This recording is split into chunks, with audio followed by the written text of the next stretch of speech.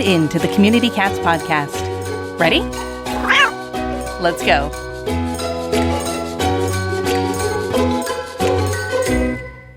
Welcome to the Community Cats podcast.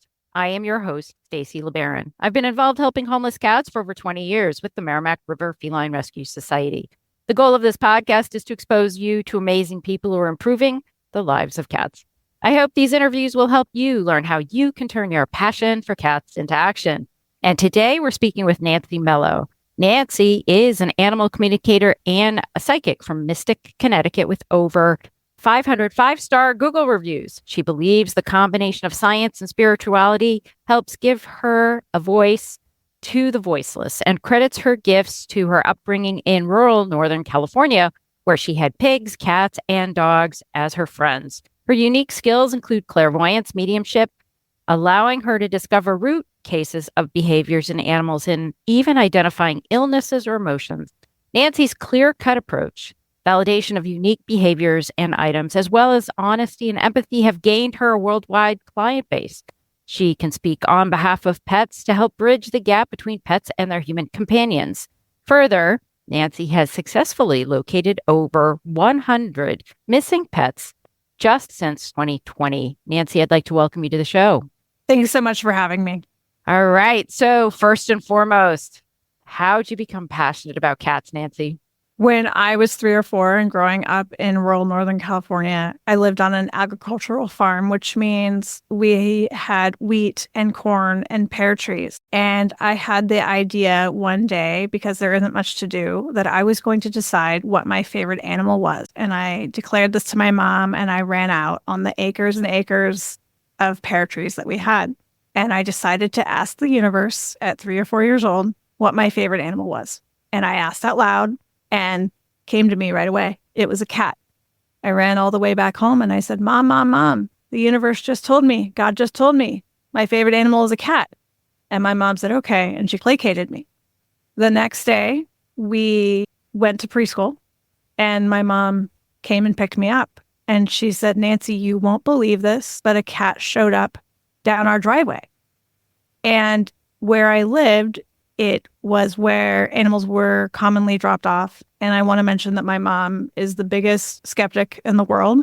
And she would never have planted this cat because, frankly, I don't think she wanted any more animals because that's how we got our animals. But yet this cat arrived at our doorstep. And she lived for the next 15 wonderful years. And it was almost as if the universe was saying, here you go. And now here's the cat to prove that, yes, in fact, your favorite animal is a cat.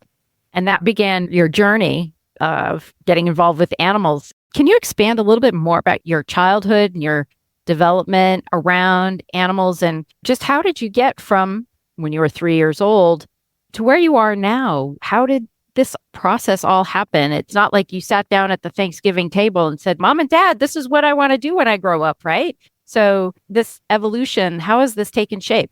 It started by animals just appearing at our door and having them as my friends, having pigs that we were raising for 4-H and cuddling with them. And even at 3, 4, 5 years old, understanding that they knew I was lonely and that I needed a friend.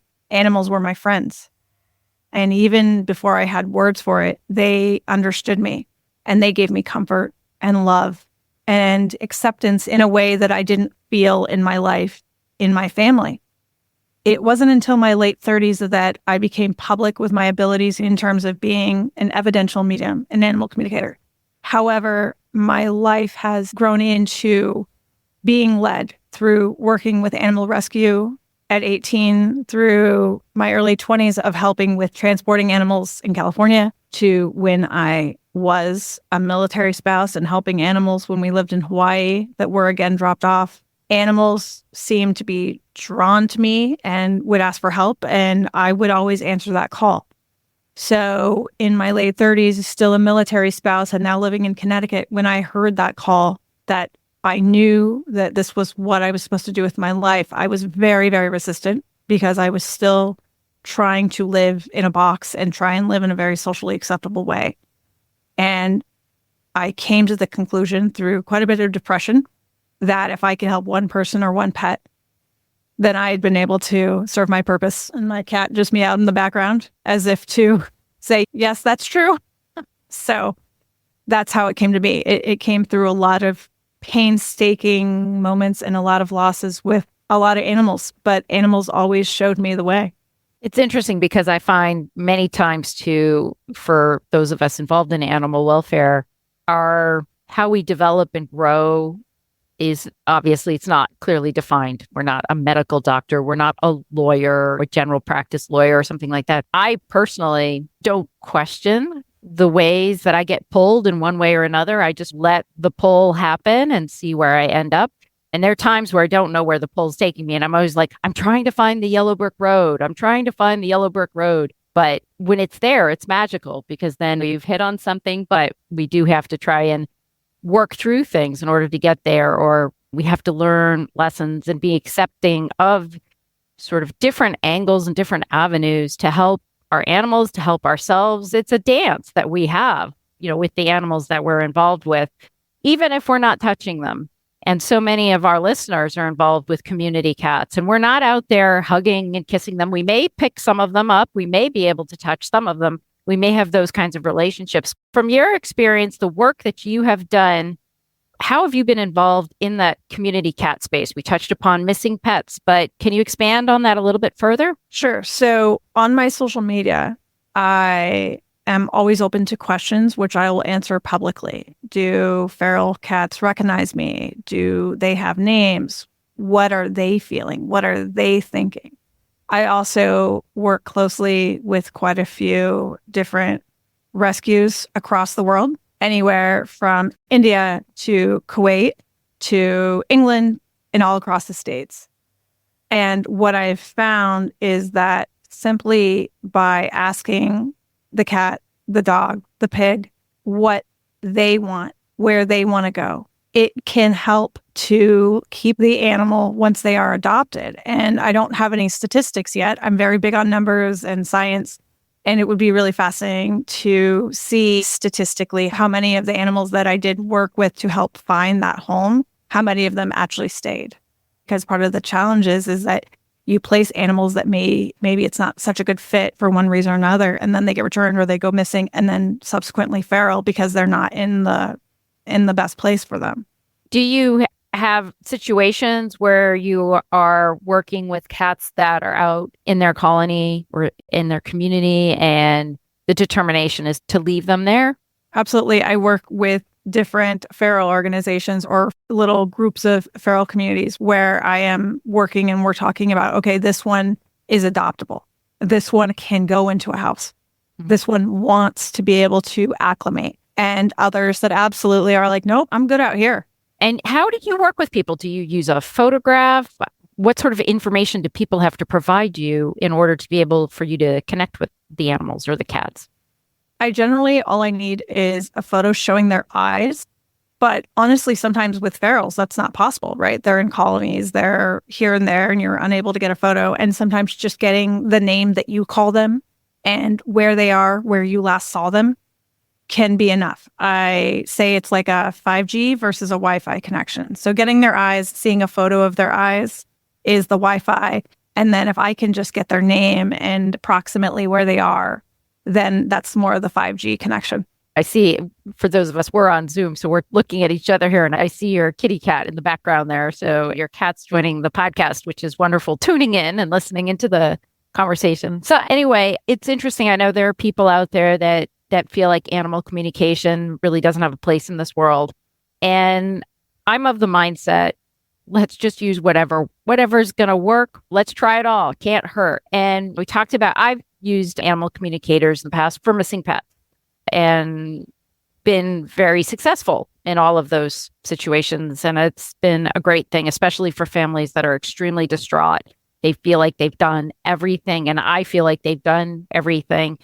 And at what point in the process do you think an animal communicator should be used when a pet goes missing? Honestly, I think that if you have someone that you know and trust, call them as soon as you can. Statistically, if you and I are able to work together in the first 6 hours, 90% of the time we can get the pet back. If we wait weeks, months, just like with any other lost or missing, it's going to go down. Also, for instance, if the cat is stolen, then again, statistically, it's going to go down. However, the sooner you can talk to someone, the better. But I always tell people, look at the reviews, look at the good and the bad, ask them questions. If there is no connection in the first 5 minutes, will you refund me? Don't be afraid to ask what the follow-up is like. Ask those important questions first so that you know that you're not being taken for a ride. Because unfortunately, there are people out there, just like in every other profession, that do take advantage of those in their saddest points. And ethically, that is not something I will ever do. And I always feel free to say no. If I don't have time, I say no. In fact, I canceled an emergency session a couple of weeks ago because I had worked with this client previously and it's a stolen dog. And even though they had booked another session, I just didn't feel like I could help them. So I refunded their money and I said, I'm so sorry. I don't feel I have anything to offer. And you should be looking for someone that can say, I don't know. You like statistics and science and stuff. And so how does that balance with being an animal communicator? I always say I'm not a veterinarian, not responsible for veterinary advice. I work hand in hand with veterinarians, but also dog trainers, animal trainers, animal behaviorists. I am just part of the puzzle. And what I really like is when we're all working together as a team. So I'll say these are the cat's triggers. In fact, I'm working with a cat right now in Connecticut that is extremely anxious, and we have identified his triggers. And then we have a cat behaviorist, which is going in and helping not only with knowing his triggers that I've identified, now being able to put those into practice. Now, could I do that as well? Theoretically, yes. But when you have someone boots on the ground, it goes hand in hand. Interestingly enough, some of my the common profession of my clients is veterinarians and doctors. Wow, it's very interesting. Are you passionate about spay-neuter? Do you want to create more low-cost opportunities for spay-neuter in your hometown? If this sounds like you, then there's a brand new podcast you'll definitely want to check out. Tune in to United We Spay, a monthly podcast from our friends at United Spay Alliance, hosted by me, Stacy LeBaron. Each episode delves into the heart of the spay-neuter movement, addressing root causes of overpopulation and empowering communities for a brighter future. We answer tough questions, shift the conversation from symptoms to prevention, and champion solutions for limited access to affordable spay-neuter services. United We Spay is your go-to source for making a difference, spreading knowledge, and elevating the conversation around the importance of spay-neuter. Available now wherever you get your podcasts. Be sure to like and subscribe so you never miss an episode. Tomahawk Live Trap exceeds customers' expectations by providing them with the highest quality humane animal control products available. Check out their new Pro Series Gravity Door Trap. They feature a door that sets automatically when you open it. No hook or plate setting needed. Use discount code Keep It Humane for 10% off your order at livetrap.com. In a recent study, 97% of respondents said that pets are family. Communities can play a vital role in helping to keep families together, whether it's reuniting lost pets with their owners, donating pet supplies or funds for pet owners in need, or offering short or long-term fostering. People can help keep pets and their people together. We just have to show them how. Did you know there are resources you can use to help bring attention to the programs you offer to help them do just that? From public service announcements, short videos, printable posters, online and social graphics, and much more. Find your resources at www.petsandpeopletogether.org/campaign-resources. #be a helper. Are you a proud cat parent looking for the perfect, affordable health care for your kitty? Well, look no further than the Community Cat Clinic, conveniently located in Woodstock, Georgia, just north of Atlanta and not too far from the Tennessee and South Carolina borders. The health and happiness of all cats are the top priorities at this feline-only hospital. From preventative care, spay, neuter, and vaccines to specialized and innovative treatments like full-mouth dental, ultrasound, radio, iodine therapy, emergency blockage cases. They got your cat's well-being covered. For the TNR community and local shelters, they offer easy-to-access, low-cost spay-neuter services and volume appointments. So if you want to do a large TNR project, this is the clinic you want to go to. It's worth the extra trip. Appointments are available most days. Check out the Community Cat Clinic online at communitycatclinic.com or visit them in person at the Walmart Shopping Center at the Shops of Trickham on Highway 92 at Trickham Road in Woodstock, Georgia. More purr, less price. So it is becoming more common to think of feline behaviorists. If you had asked me, I've been doing this for 30 years, and back in 1994, feline behavior and food puzzles and multi-level climbing trees, those are things that weren't really talked about that much. And nowadays they're becoming more prevalent. And so organizations are trying to they have hotlines, feline behavior hotlines, and those kinds of things. It sounds like you're advocating to overlayer the job that you do with the feline behaviorist. So that those services can be applied at the same time, as you say, working hand in hand. Would that be a model? Absolutely. It just, every situation is different. It's like therapy, right? Sometimes you just need therapy. Sometimes you just need check-ins. In fact, today I had 2 clients back to back that were check-ins, and we talk every few months and we just do check-ins on the pets, and it's great.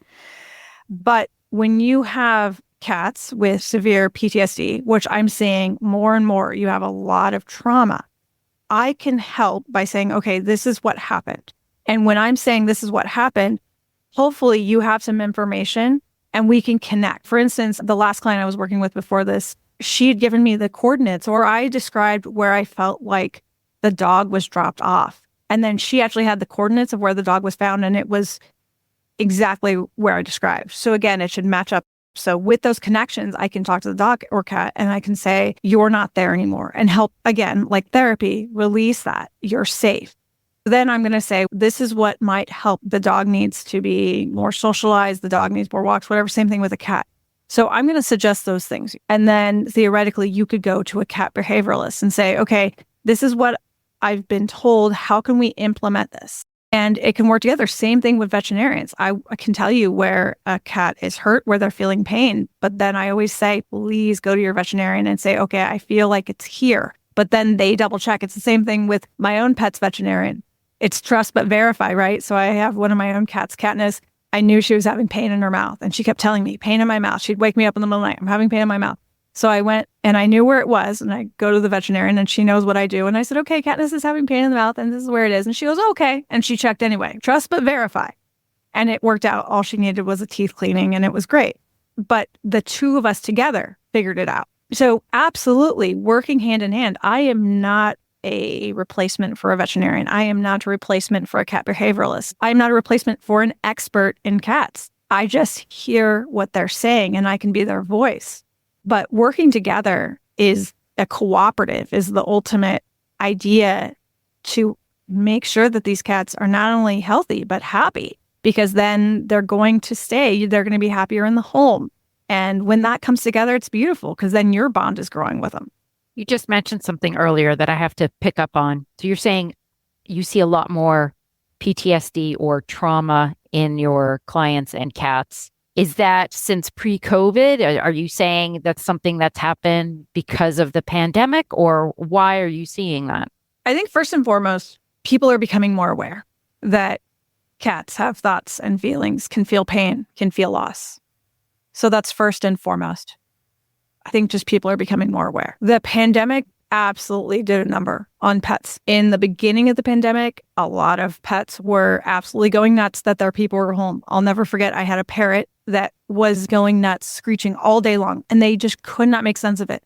And it turned out this parrot was used to silence for 10 hours a day. And, it's just one of those things, because early in the pandemic, everyone's panicking, everyone's scared. They weren't thinking, oh, wait, we're home. So they removed the sound and there you go. So these animals were going a little bit, what's going on? My whole routine has changed. And then people started going back to work. Not only that, but you saw an increase in pets being returned to the shelter, or pets being left behind during moves, or just left on the side of the road. So now I'm seeing a lot of post-pandemic issues with animals that are lonely, that want their people back, or they're getting out and they're getting lost because people are now distracted again with life opening up, the world opening up. So it sounds like our cats are not as flexible. And people, that energy in the early days of the pandemic, that nervous energy, you could feel it. Even here in rural Vermont, everybody all intense and just this uncertainty. And our animals have to pick up on that too, for sure. And so it is interesting how we think we're separate, but we're really so intertwined.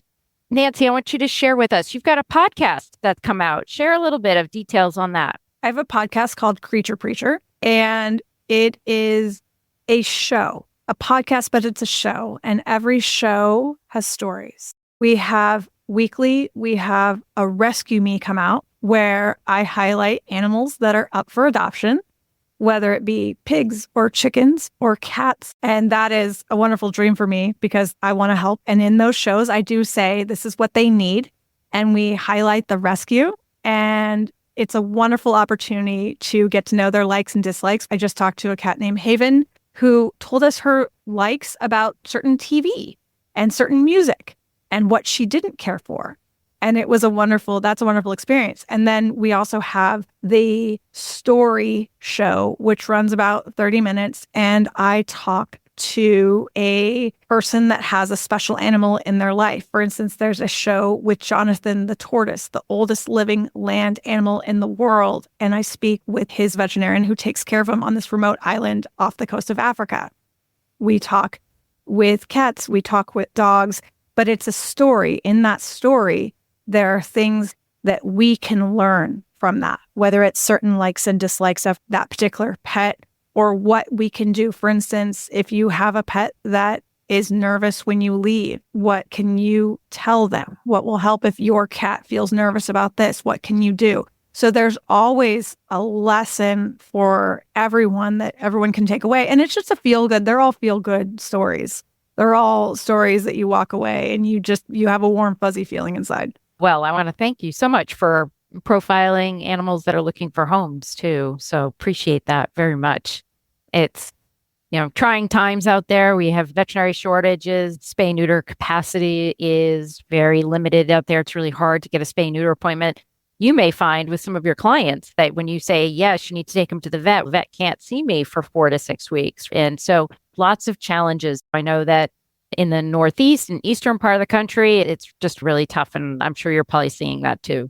Yeah, absolutely. And that's why I think more people are looking for animal communication. Is this serious? I think a few times a week I'm getting emails. I do questions over email. Is this serious enough? And my first thought is please go to the veterinarian, but if it's not available, and sometimes you can have kind of an intermediary. It's almost like on the nurse helpline. And then I'm going, okay, no, go. Or can you go to someone else? Is there an alternative? So absolutely. I know even for my own pets, it's hard to get in. And not only that, you have veterinarians that they've gone through it as well with the pandemic. And I think I have so much respect and compassion for them as well. And it's always my intention to help. And as long as I'm helping, then I'm doing my job. But it's never my intention to ever speak over anyone or any expert. It's working in addition. And hopefully I'm doing that. I think education is the number one. Another thing I'm seeing is a lot more animals are getting dropped off. It's so funny because I was born in 81 and in a rural area. And that's how we found our pets. And I am amazed that in 2024, the number of people that think that it's okay to drop animals off on the side of the road. I'm just amazed. Yeah.